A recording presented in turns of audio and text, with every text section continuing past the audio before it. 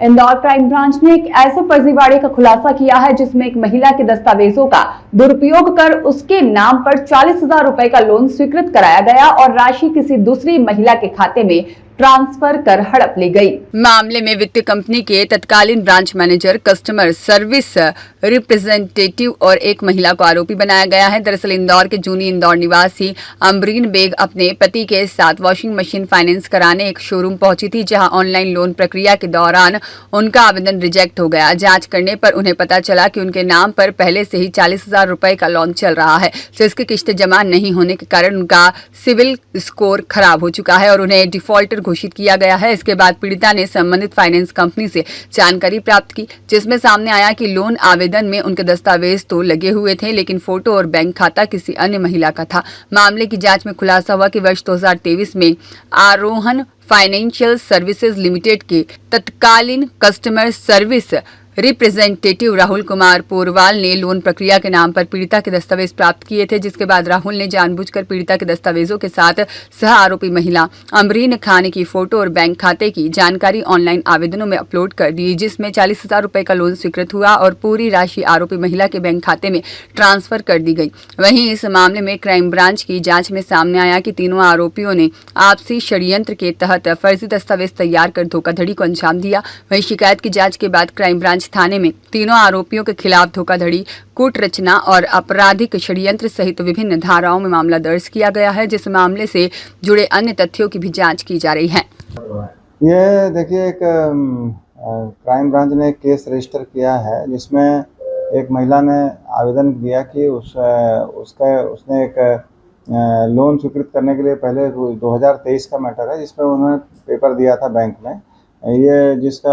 Finance company है में जिसका नाम था आरोहन फाइनेंस कंपनी,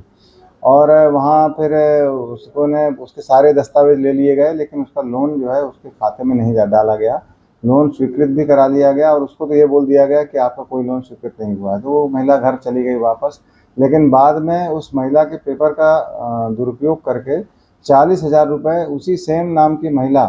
के खाते में डाल दिया गया और उसको बाद में उसको अपने इस्तेमाल में ले लिया गया। जब इसकी जांच की गई तो मालूम पड़ा कि जो उनके उस कंपनी के मैनेजर थे और जो फील्ड में विजिट करने वाले अधिकारी थे, उन लोगों ने ना तो प्रॉपरली उस महिला का जब जिसका लोन स्वीकृत हुआ उसका ना तो फोटो लिया, ना उनके बैंक का जो एक प्रोसीजर होता है, यदि वो प्रोसीजर फॉलो करते तो निश्चित रूप से वो लोन स्वीकृत नहीं हो सकता था दूसरे के नाम से। परंतु इन्होंने जानबूझ करके आपराधिक इरादे से इन्होंने ना तो उसका वेरिफिकेशन किया ना कुछ किया, और फिर बाद में उस महिला के पेपर के आधार पे 40,000 रुपये का लोन इन्होंने दूसरी महिला के खाते में डाल दिया। और जब वो महिला दोबारा लोन के लिए गई तब उसको मालूम पड़ा कि उसके नाम से ये लोन स्वीकृत हुआ था, जो कि इसको मिला ही नहीं था। इस पर जांच के दौरान ये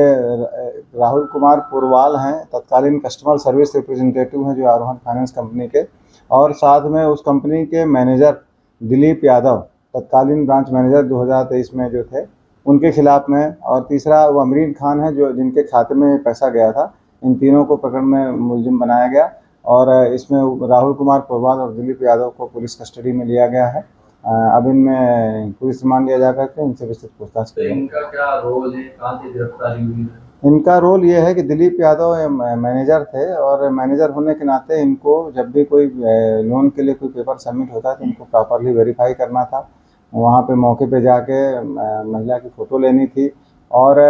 ये कंफर्म करना बैंक की जिम्मेदारी होती है कि जिस व्यक्ति के नाम पे लोन दिया जा रहा है वो व्यक्ति वही है या नहीं। लेकिन इन्होंने, चूँकि इनका उद्देश्य गलत था, इवन वो जो डॉक्यूमेंट थे उसमें भी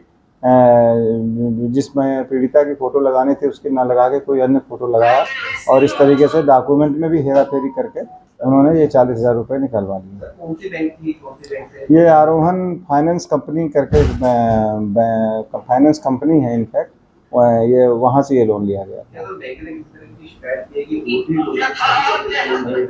इसमें इस पर्टिकुलर प्रकरण में बैंक के मैनेजर ही इसमें मुलजिम है, इसलिए बैंक वालों ने शिकायत नहीं की। जिसके नाम से फर्जी लोन लिया गया उस महिला ने शिकायत की।